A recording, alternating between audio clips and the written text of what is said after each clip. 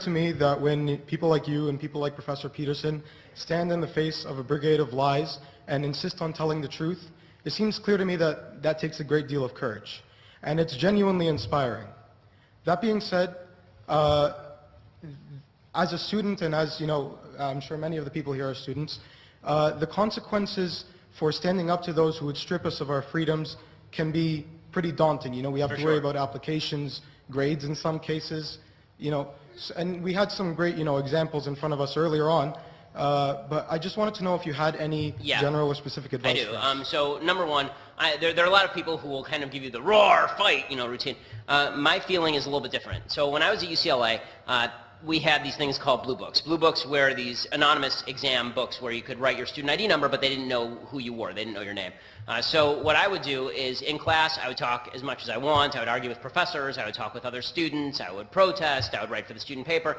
And then when it came time to write the exam, I would write exactly what the professor wanted me to write. And I graduated summa cum laude from UCLA. So all I'm saying to all you conservative students is that you have to determine what feels good and what is effective.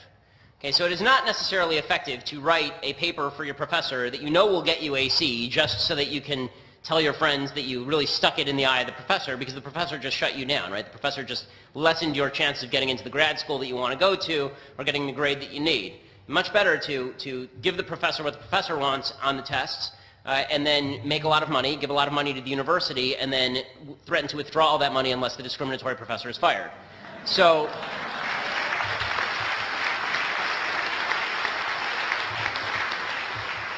there's a risk assessment calculation that goes into all of this, and so all I would say is that there's some professors who are perfectly willing to have a great debate and they don't care and they like it and they enjoy it. When I was at Harvard Law, I had a lot of professors who were like that. And then there are professors who aren't, and you have to assess for yourself whether this is a conversation worth having or an action worth doing that's not going to destroy my future capacity to win the battle. So I mean, there are certain like everyone tends to think you fight every battle, you fight every war. Okay, there's a movie coming out called Dunkirk.